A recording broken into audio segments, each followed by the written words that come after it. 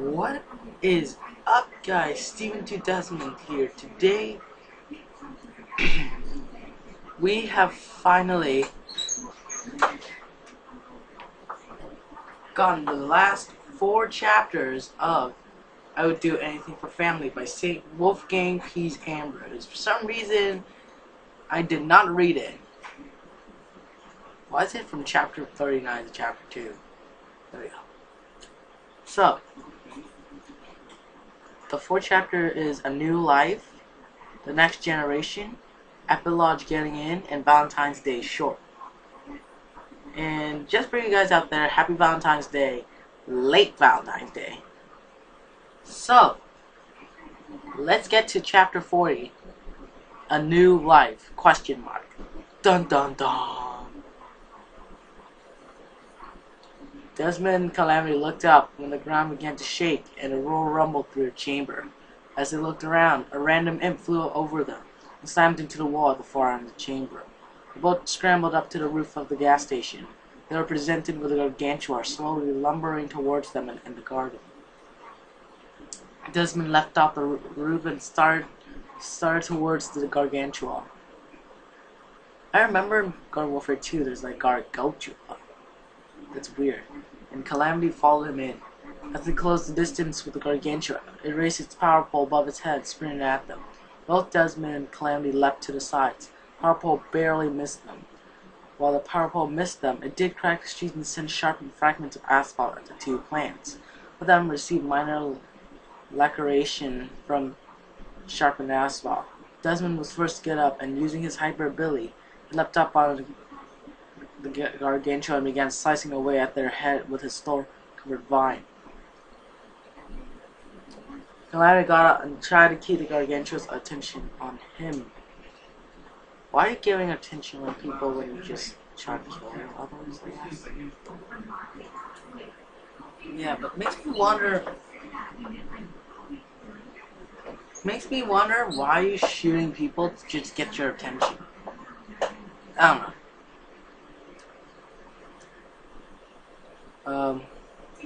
Sorry guys, I need a burp.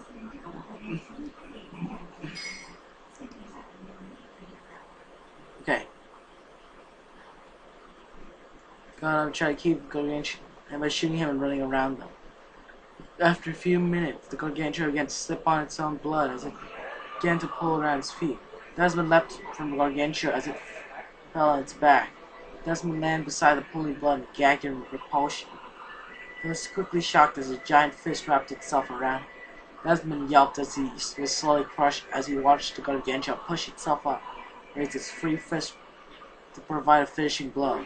Just before the fist made contact with the fire pit, an invisible force stopped its dead on its chest. The same unseen force pried apart the fist around Desmond. This allowed the fire pit to get away. As Desmond and Calamity, oh my god! As Desmond and Calamity began to walk slowly away from the gargantua, it was lifted into the air and slowly ripped apart. The two plants watched in shock as the massive zombie split perfectly in half by seamlessly nothingness. Wow. You're teared apart by nothing. Like, shh.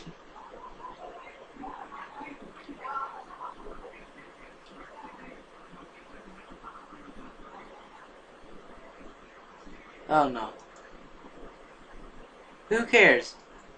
So guys, for some reason my thing keeps stopping. So, he drifted into view with Alice and Orlan as the two halves of the deceased gargantua slammed heavily on the road. Alice's face portrayed pure anger. Orlan's was of respect, and Pete seemed to be one of mixed emotions. Oh god, I'm having nose problem.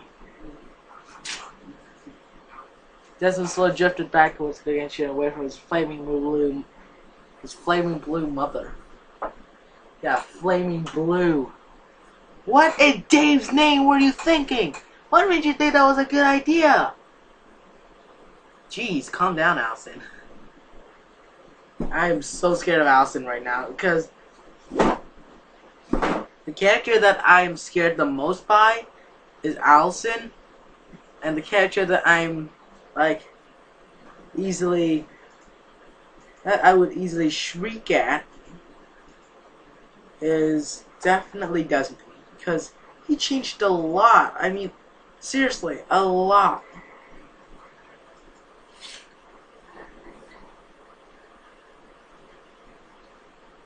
The normally light orange flames that flickered off Desmond's head lost all their color and turned pitch white. Was terrified of his mother. Of course, everyone's gonna be terrified of their parents. Because if you don't, then you are an idiot.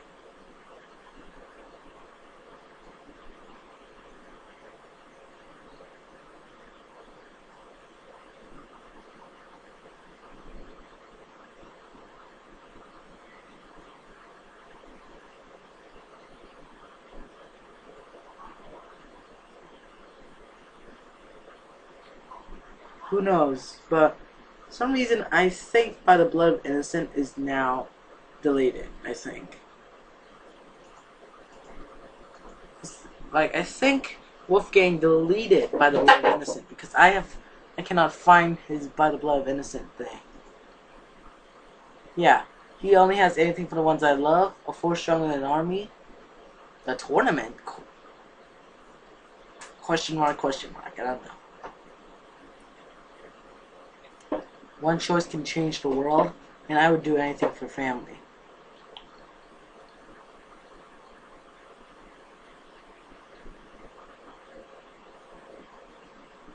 I don't know.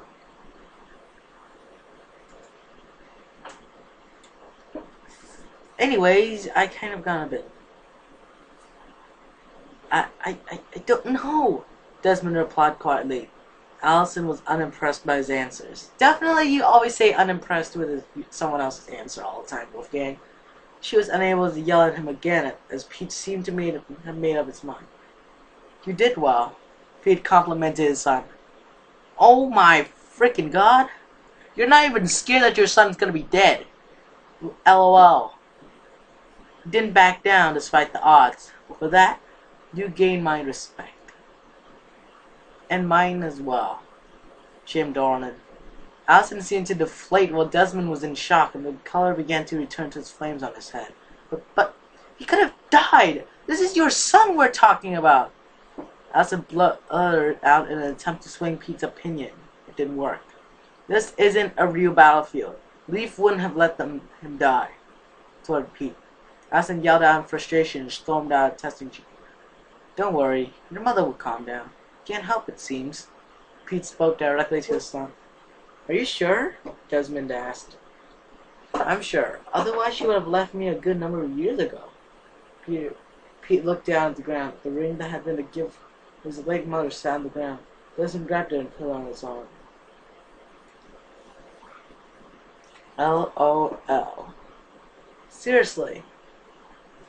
First, you almost get killed, and then for some reason, you gain respect by like 3 people out of 4. Like, that was weird. Like, you're being a superhero or something. Like, bro, welcome to Leaf, mate. That was weird. And by the way, that's not a good word for a ghost flying pea shooter. On the other side, as he watched Pete and Desmond have a father-son moment, something he wished he would have had. The Loppy that had with Desmond's father walked over to him and placed a paw on his shoulder. You know, you did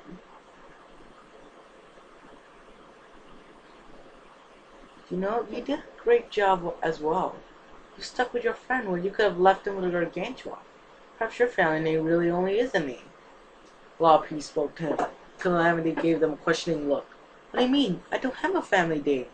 I don't even have one. Calamity said sadly. The undead pea-shooter started to feel nothing but hate. Your heritage and history may say you're a Sadavan, but inside, I think you're a Latharis. A true warrior, and I mean, if you're looking for a family... Whoa, wait. Are you saying that my parents were Sadavans? Are you asking me if I need a family? Asked Calamity. Orlin smiled. Bro, you're getting adopted, thank God. Yes, but you've had a change in your heart. I can tell. Well, you aren't perfect. I mean, none of us are. I would be happy to take you in and help change your fate to a positive one. Calamity stepped back in shock. Hey, Uncle Orland, you coming? Desmond yelled at Peter. Loppy. Of course, just give me a sec, replied to his nephew for changing his attention back to Calamity. So, you up for it? Calamity nodded. He followed Loppy happily. Perhaps I really can change. Perhaps I can truly help and not destroy others. Definitely. Seriously. If you're a bully, but your life was changed by some weird fire pea who literally who killed you, revived by zombies, and after that, not giving up, although your freaking friend is actually a government threat. Like, at my alternate ending, Calamity found out that he's a Sadivim, and if he waits for the next 5 years of living, he might be a bounty for everyone. And every time a Sadivim was captured, you get $25,000 of Dave money. Every time you kill a Sadivim, you get $50,000 worth of money.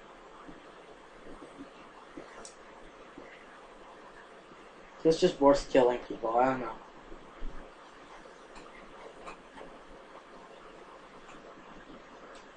That's my alternate ending. Calamity found out he's a Sadivim, and if he waits 5 years of his life, then he would be a bounty to all the plants. So Desmond could actually kill Calamity for $50,000. But will he do it?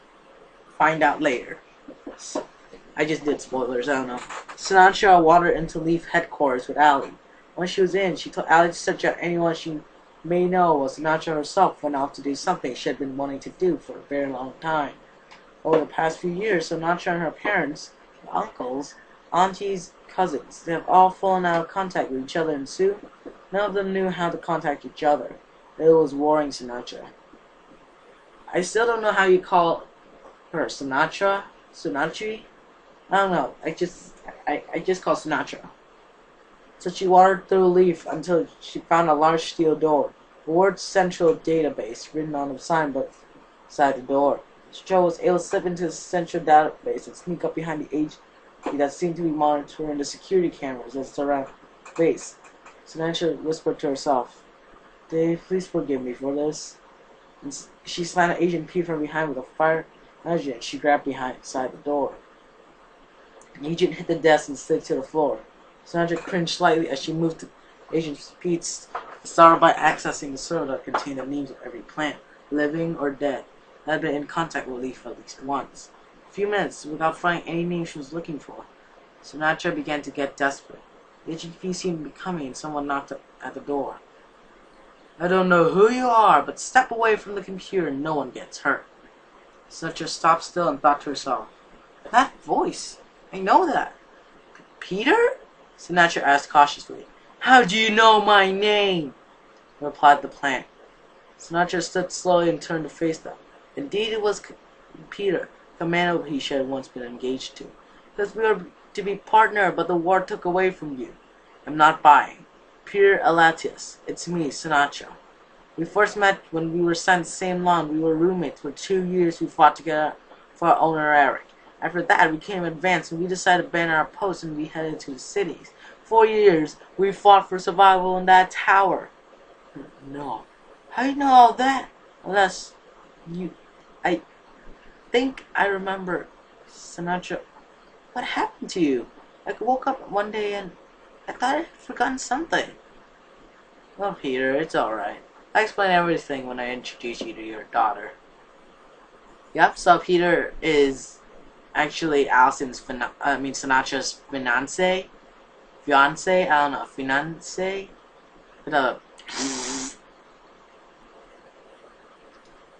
Conrith hopped off the bus, dragging his advanced primal P father along with him.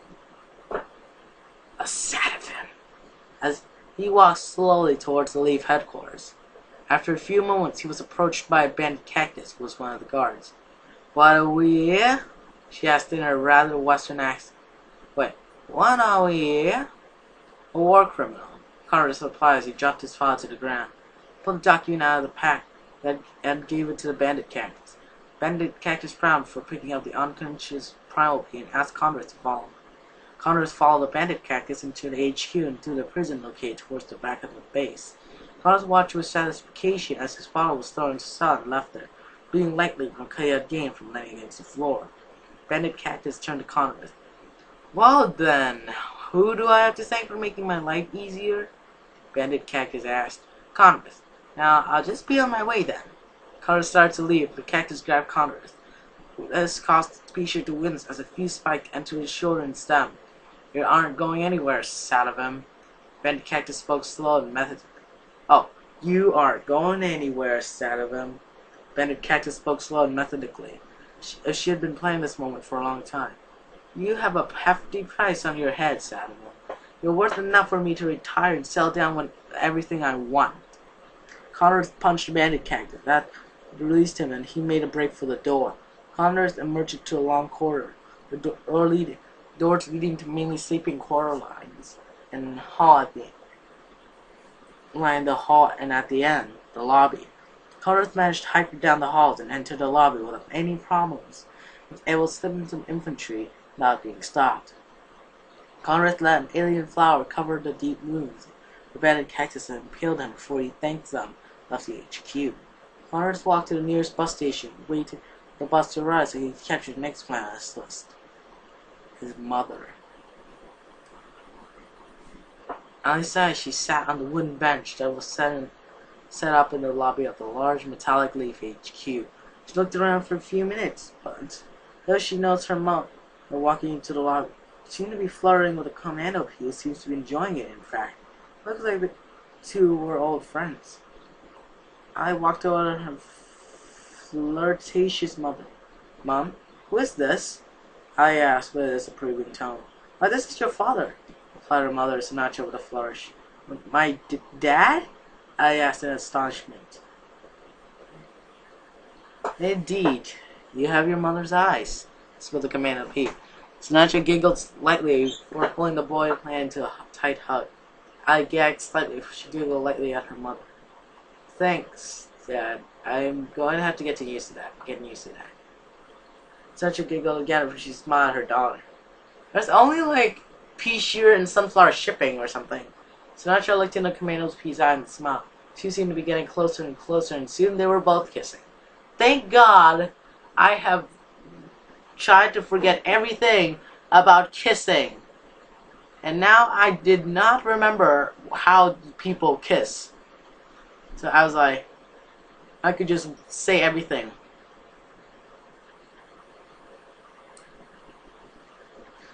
Ali gagged once again and looked away from her mother. Oh no, it's getting back in my brains. Oh. Ali, you suck. You made everything back in my brains. Oh, I wish I'm like Zomboss or something. I don't have brains.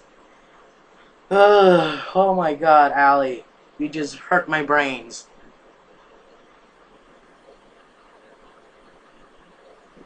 After a few flurried seconds, two just broke the embrace and made their way towards the canteen.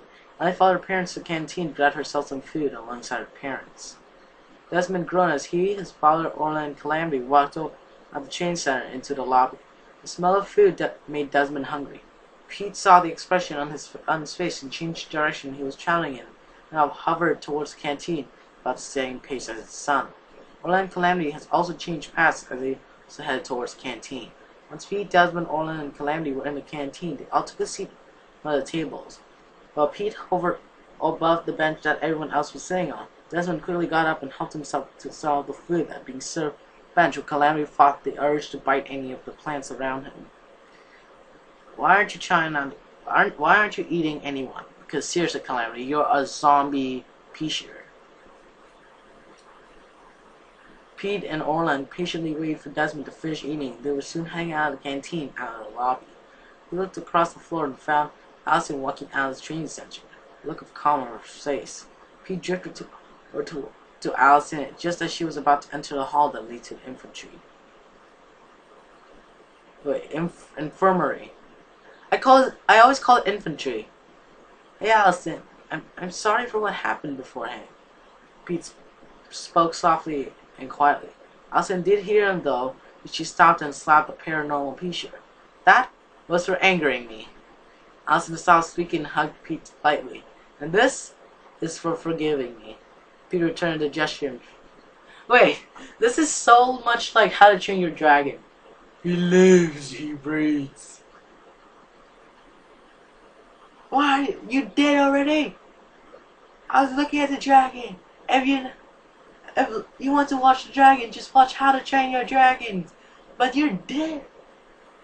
But how are you dead, dumbass? It's because I'm looking at you, dumbass. These noobs, mate. Like that makes me remember of like the Vanoss gaming moment. Like How to Train Your Dragon. That's like the girl who's actually later on becomes Hiccup's girlfriend. And like at the part 1 episode is like punched him.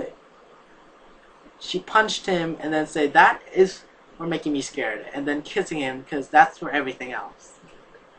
I was like laughing, like I'm curling my stomach. Peter returned the gesture and whispered quietly, "I will always forgive you, even if it seems like I don't. I can never stay mad at you. You're too important to me." As it spotted Pete's gesture of his loyalty to her, Desmond wandered over to his parents, joined in by hugging both his parents. "So sorry, Mom. I know I shouldn't have gone to that chamber." Desmond spoke in a tone of self-loathing disappointment in himself. Pete, Desmond, and Allison broke the embers as they were approached by a fire cactus. Well, the leaders wish to speak to you, 3 of you." Fire cactus turned and looked at Calamity. "They also would like to speak to you 2 as well." Fire cactus set off the meeting room, so Pete, Allison, Desmond, Calamity, and Orland followed the fire cactus. They were soon packed into a meeting room. Ice Pete, Aging Pete, a camel cactus, and a fire cactus was already seen in the room. "So, you 3 seems like rather promising recruits. Do you agree?" Spelled camp, because that sat up opposite Allison. Speak on, so did the Aging Pete. "Well, with your permission and your parents, we wish to put you through trials to see if you have what it takes to be part of Leaf." This time, Ice, the Ice Pete, spoke to him. "Well, of course, Desmond and Nika's hair. Which means that they will be undertaking different trials to each other in Calamity." Agent P's statement made Desmond frown as he was going solo if he accepted. "I'm in," spoke the fire cactus, who Desmond assumed was Anika. "So am I, if Orland will let me." This time Calamity spoke. Orland simply nodded in agreement, and Calamity was allowed to partake in the trials. "I would like to participate as well if my parents will let me." Desmond spoke apprehensively. He expected his mother to be viciously opposed. Except the follow-up reply shocked him. "I would happily let him in." Allison's reply shocked Desmond while Pete smiled at Allison. "Experience is the best teacher, so I'll happily partake." Pete's answer didn't shock Desmond at all. "Very well. Your trials shall begin tomorrow. I recommend you all get some rest. It'll be a long day, especially for you 2. Ice pointed at Desmond and Nika, for it was adjourned. And they were allowed to leave. Leave. They were allowed to leave. Just kidding. It's a pun.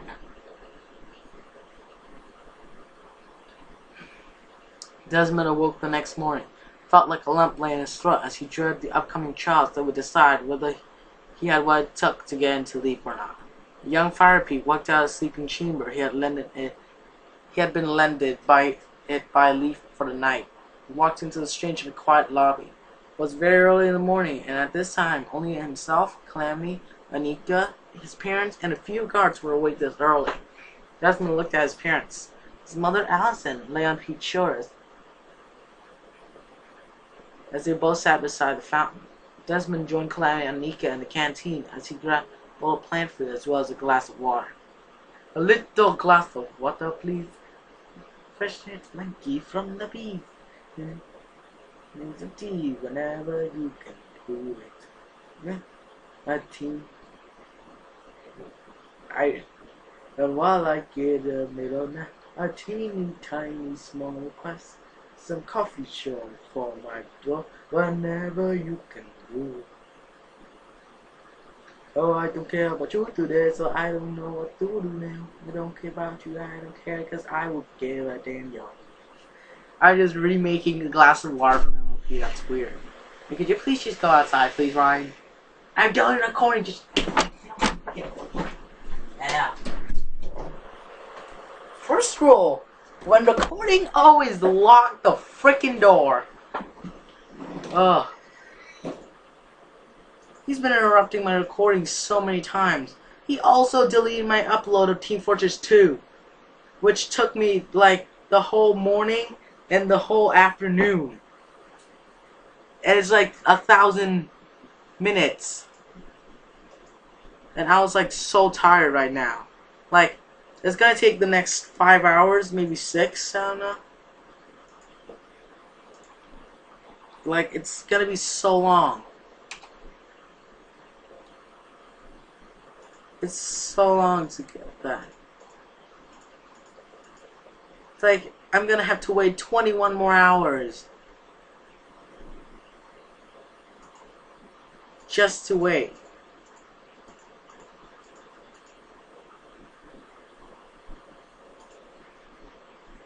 Like, it's just, I feel so bad.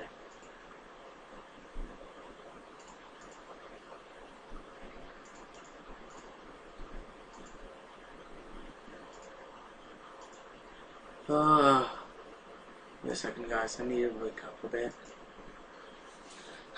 Getting calmed down. But my video now has to wait for 22 hours till it can be uploaded. So I'm feeling distressed and my head hurts.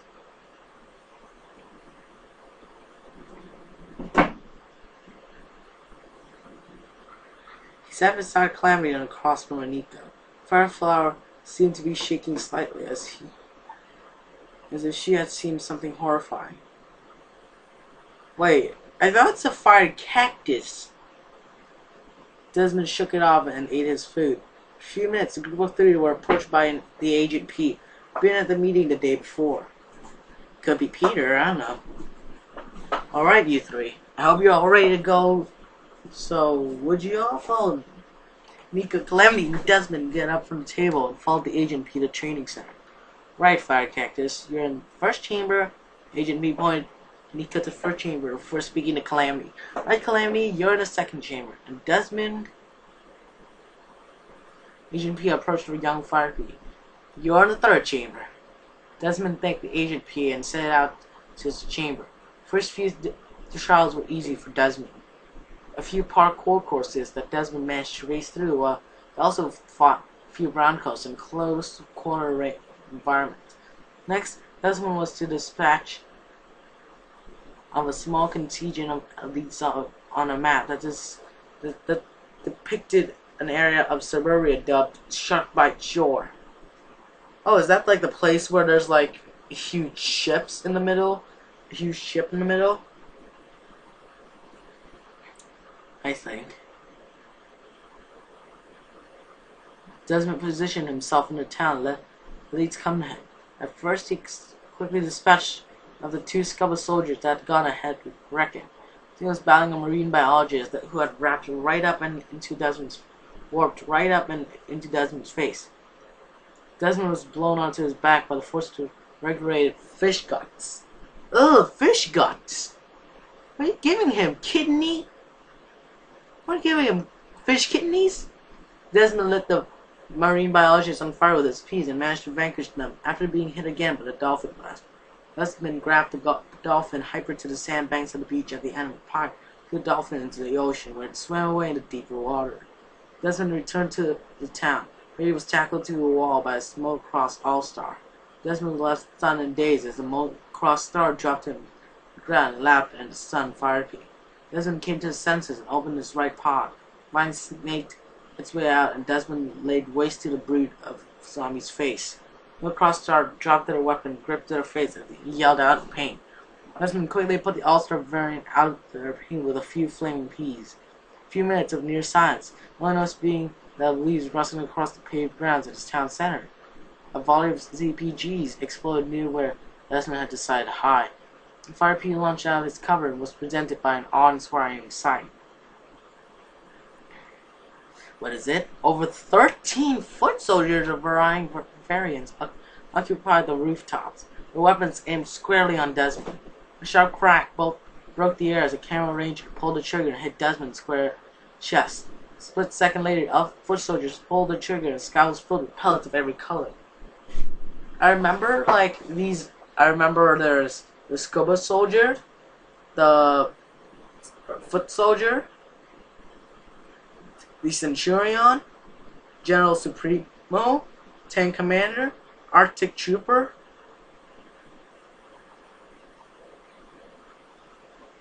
the guy with the crossbow.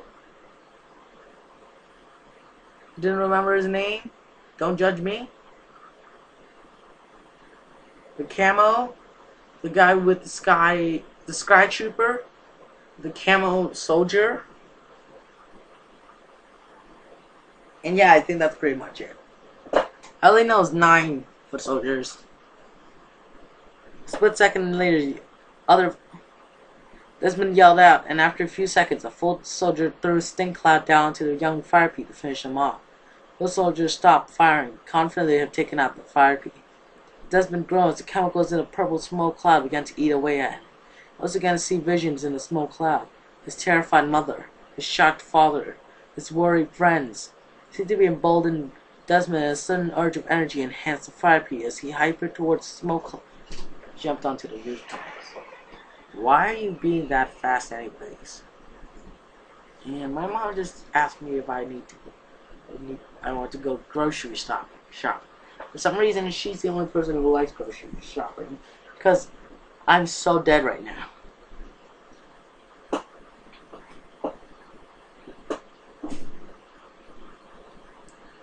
As he's just so fast. She's a fast going run, a pea shooter, fire, and it's going into town like a truck driving girl. He's a fast going ride on a chiller ding bomb. He's a fast going gallon pea going through the smoke now. Hyper into the safe foot killing foot soldiers like an easy fire. He's the firing pea. I just made that up from like truck driving girl. I don't know. Phineas and Ferb. Don't judge me. It's not copyrighted. It's just a parody. This seemed to embolden Desmond as a sudden urge of energy enhanced fire pea as he hypered from the smoke cloud and jumped onto the rooftops, where he swiftly vanquished a group of foot soldiers with chili bean bomb. He managed to root himself into the root and activate his Gatling ability. Desmond ripped into 9 of the foot soldiers and felled them before unrooting. Desmond looked around. The only zombie left standing was a smug-looking foot soldier. Desmond hypered across the central plaza of the town and leapt onto the foot soldier. Despite their best effort, the foot soldier couldn't push Desmond off of him. He felt something fumbling around in his chest. In a few seconds, his decaying heart appeared in his eyesight, as he watched in horror as it was crushed by a short thorn-covered vine which belonged to the fire pit. Desmond grinned at what he had done. To celebrate his miraculous victory, he took the foot soldier's helmet and placed it on his own head. It fit perfectly. Desmond watched as the corpse disintegrated, and a sharp static sound broke through the chamber. Congratulations, Desmond! Welcome to Leaf. Hashtag welcome to Leaf, Desmond.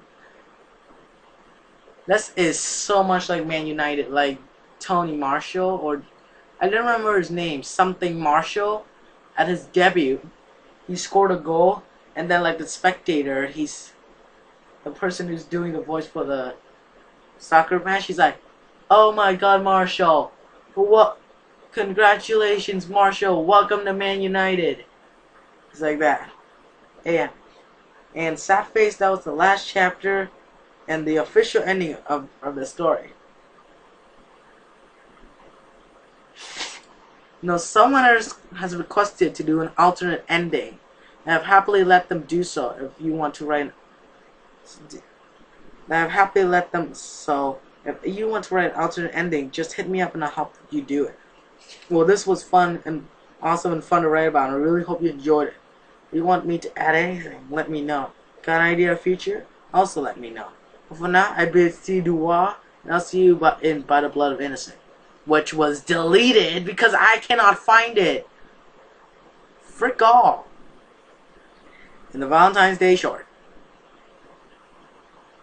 I think it's, yeah, see du revoir. I don't know if it's French. And this is the 43rd chapter is something that I was originally gonna have as the epilogue to the story, but I realized how it wouldn't really fit, so I tweaked it majority and voila, here you go. Really cheesy Valentine's based thing. Also a belated Happy Lunar New Year. Yeah, Lunar New Year's already over, thank God. It was that time of the year. Almost every battlefield across Suburbia, or Zumburbia, depending on where you are, fell silent as plants, humans, and zombies stopped shooting at each other, spent the day with the ones they loved the most. Humans would go to fancy restaurants that had sprung up after the war and exchange expensive foods and chocolates. Zombies would exchange their most precious and most desired commodity, brains, while the plants, they exchanged whatever trinkets and whatnots they had on them. It was this day, the 14th of February, commonly referred to as Valentine's Day, that skirmishes and battles would stop so all sides could enjoy the day. And it was on this day that two young plants sat beside the lake. Young Sunflower enjoyed the company of her pea-shaped companion. So I did not read the rest of it, but B-U-T-T, but, like literally, but. This is kind of hard. I actually recorded this on February of 15th, but for some reason not being uploaded, okay? So if it's lately uploaded, then I apologize.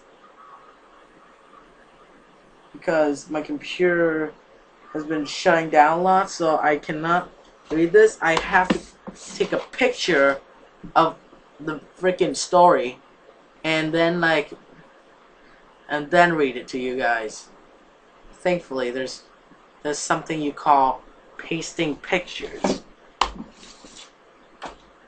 So it's either, I know the young Sunflower is definitely Allie, so the company of her pea-shaped companion.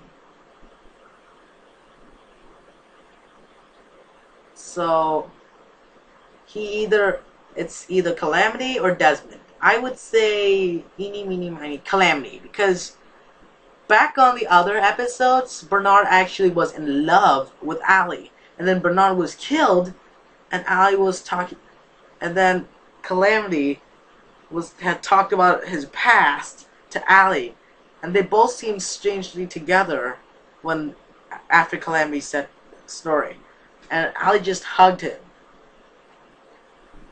So I would definitely say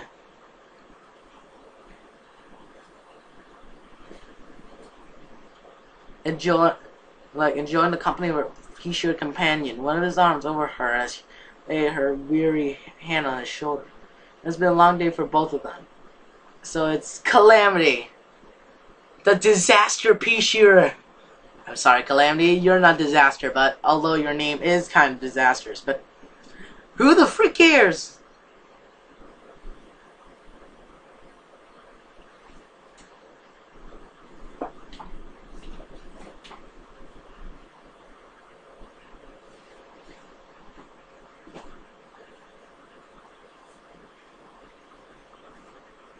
I don't know. Well, Calamity has passed his elite evaluation and earned his strike as a recruit alongside Desmond Lathers, a fire pea friend, and a fire cactus named Anika Kono. So all three of them.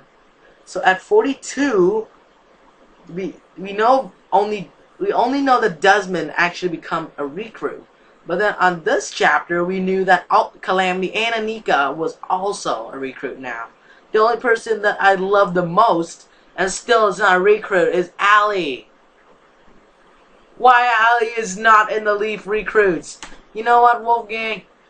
When I make my alternative ending, you would be surprised because Allie, first off, has identity secrets. Second, Dr. Edgar George Zomboss was Dr. Edgar George Zomboss Jr.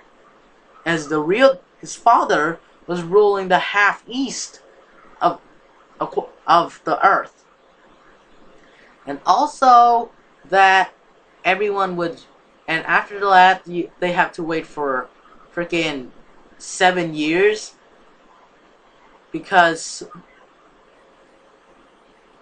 his dad might not be battling because his son was defeated for 7 years, just like the contract would have said.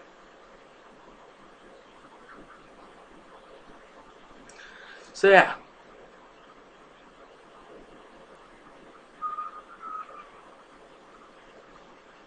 On the other hand, Ali, on the other hand, had practiced advanced medical techniques with her sunflower mother, Sanacha. Two plants simply enjoyed each other's company, but they both knew they weren't to be. No one would take kindly to Ali partnering with an undead plant like Kalane. So they enjoyed each other's company, watching as the sun set at the far end of the lake. Not too far away at a decaying barn, Alexia, an Arctic trooper at a base that was home to both zombies and humans, but with a still living wife. Her daughter Rosie is sitting on one of the decaying rapids with an awkward zoologist she fancied. Alexia had managed to convince the warden to lend him the barn and access to the rarer goods in the base.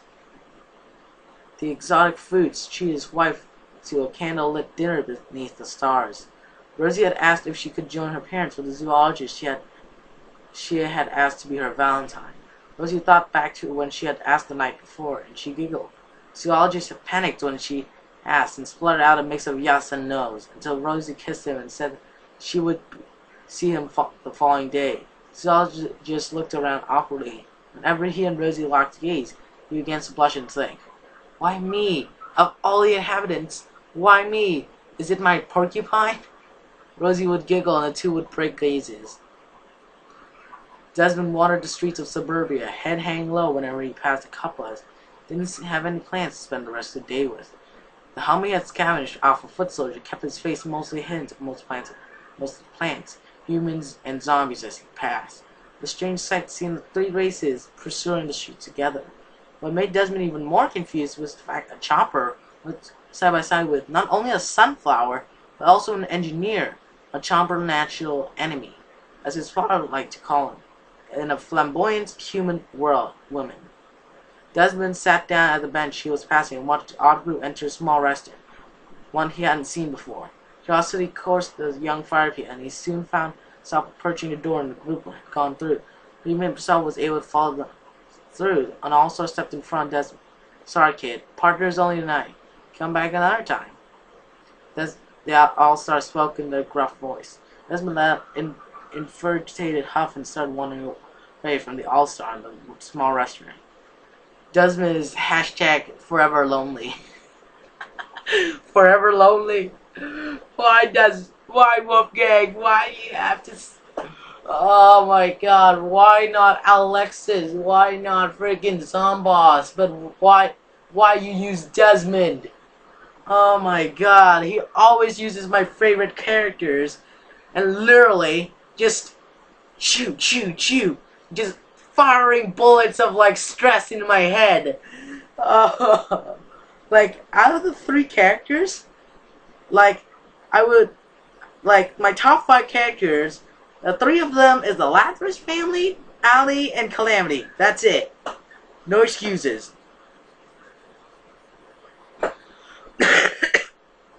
Allison pushed Pete into the ground playfully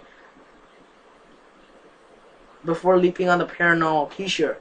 Pete pulled her into a hug as she landed on him. The two plants rolled down the hill together, reached the bottom of the pile of twisted leaves, petals, and stems. Both of them were grinning stupidly. When they finally managed to untangle themselves from each other, impulsive, almost like a spark, seemed to flicker across Allison's flaming orange eyes and Pete's pale white eyes. Soon the two were hugging, with them still on the ground opposite each other. "I don't want this moment to end, Pete," Allison laughed softly. "Nor do I, honestly. If I were to be frozen at any moment of time, it would be this moment, right now." How do you freaking, like, slow down time? Like, It's like, you cannot slow down time, mate, unless you're in the 22nd century. Which actually is 22nd century. Didn't have anything like that. Okay? Peter replied softly, in an almost ethereal voice. Pete kissed Allison softly on her cheek. Allison's flame changed from the customary light orange to a dark shade of red. She was blushing. Pete grinned stupidly at her, so Allison playfully slapped Pete across the cheek. Paranormal Pisha returned the gesture by lightly stroking her face. Allison's flame's color deepened to a very dark red. She kissed Pete on his cheek lightly, before getting up and gesturing Paranormal Pisha to follow her. Vivian looked into Wolf's eye with a grin. They seemed to swirl as if her parents was an entire universe contained within one plant. Little did she know, it wasn't a plant she knew at all. Oh wait, when I read this oh. So that is definitely not Wolf. That is definitely not Wolf. LOL. Why do you freaking do this to me?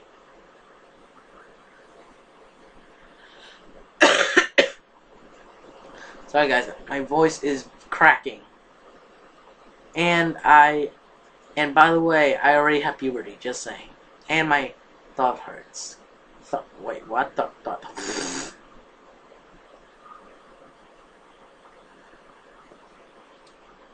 don't know.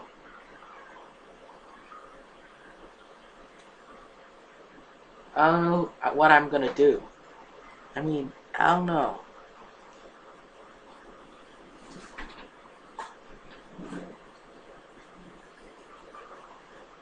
Plasmo P looked back at the alien flower coldly. He wouldn't fall for those eyes. Not again. The time was coming. He had to stay vigilant. Vivian gave him a confused look. Before, oh my god, my eyes. Shrugging it off and skipping off towards the fountain at the center of the square. Plasmo P walked over to the fountain and pulled out a coin he had right back when he was in medieval times.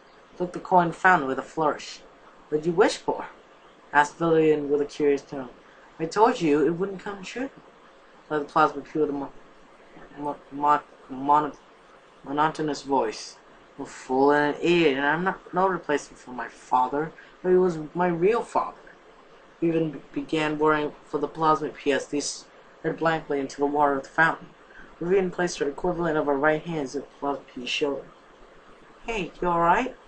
Vivian asked with a concerned voice. I'm fine.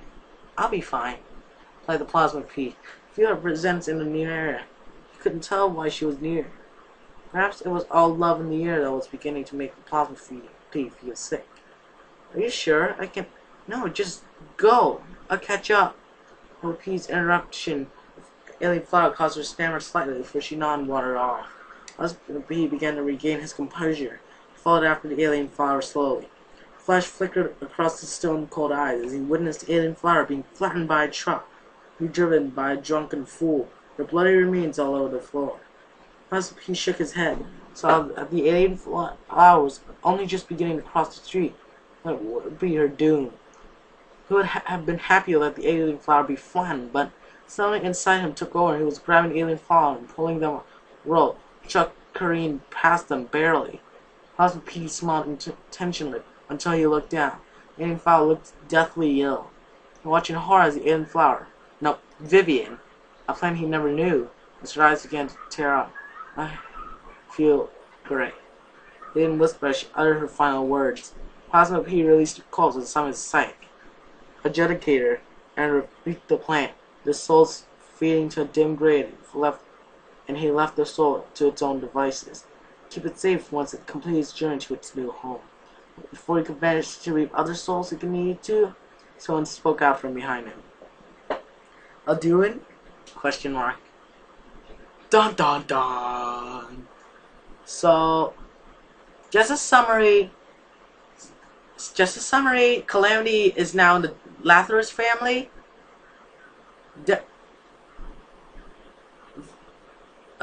Allison is pretty mad with Pete, but still became friends at Valentine's Day shorts. Allison found Peter back again. Found Peter, her fiance, for the past 10 years that have not been met. And then, after that, Anika, a fire cactus, Desmond, and Calamity were in the chambers to try and participate in Leaf. And all three of them made it. And Calamity and Allie got closer together. They might become boyfriends and girlfriends. I don't know.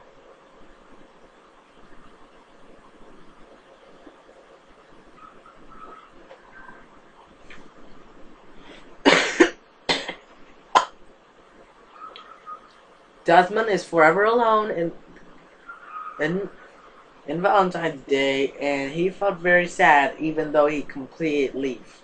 He has a new helmet now, and he looks like a Gatling pea. Just saying. And also, he is and I feel like I could make an alternate ending better than this. So it's just some spoilers for you guys for the alternate ending. Calamity, Orlon, the two, like the whole Lazarus family except for Desmond. Calamity, everyone that was mentioned in chapter something I didn't remember that wanted to the Zomboss castle was captured. But only Allie, Desmond, and Calamity actually escaped. Then they met Florence from By the Blood of Innocent. They all four of them worked together to destroy Dr. Edgar George Zomboss.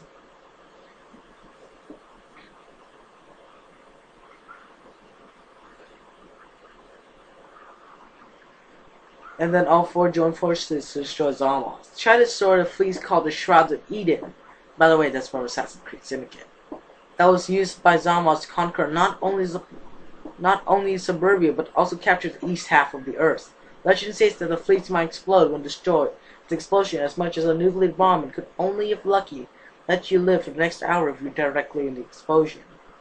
After Zomboss was defeated, the fleet still attacked everyone. Desmond, Calamity, and Florence tried to do an ultimate sacrifice and risk their lives. Allie and Zomboss. Though after the explosion, Zomboss becomes a human and remembers himself as Dr. Edgar George Zomboss Jr. Legend also said that he needed 2 fire sunflowers to revive him. That meant the first flower might be in the same condition but sustain all the plants, which in this case is Desmond, Allie, and Florence, for 2 days. That meant Allie also did a sacrifice that made the other live for 2 days, but only make her live for 2 days. Zomboss called Leaf, and finally, the next day they arrived. Everyone in the castle was saved and released, and found the kids laying on the floor of a vault next to the collapsed castle. Calamity was, for some reason, turned to a rock pea after being revived. Allie's identity could have been exposed because, well, you need 2 fire flowers, and she was the first fire flower. But nobody cared, so it was still a secret. A year later, Calamity, Desmond, and Florence knew about Allie's secrets since she shared them. I knew what friendship meant to her. And after 7 years, all 4 of them actually joined the Leaf and actually started battling the real Dr. Edgar George Zomboss, who's controlling the half-west part of the Earth. And before I go, I have one question for you guys. Write down the comments. What can control the other? What can control the other? Friendship or destiny? And would you rather break friendship or would you rather break friendship or break destiny? Anyways, my name is Steven to Desmond, and I will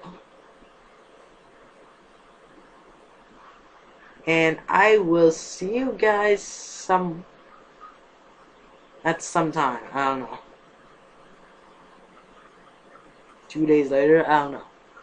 By the way, the reason why I said Steven to Desmond is that by the time I'm recording this, my YouTube channel's name has been changed to Steven to Desmond. about like an hour ago after this video ends. Then I have about somewhere after before I start the video. My name was Steven to Desmond, so I changed my character Steven to Desmond instead of Steven Min NTQLY S2930 the Broshi. And I might be planning Steven to Calamity and Steven to Alley. One might do gaming, one might do vlog, the other do stories. Who knows? But anyways, I hope you have enjoyed my freaking story, the finale, and yeah, I'll see you guys next time. Peace out.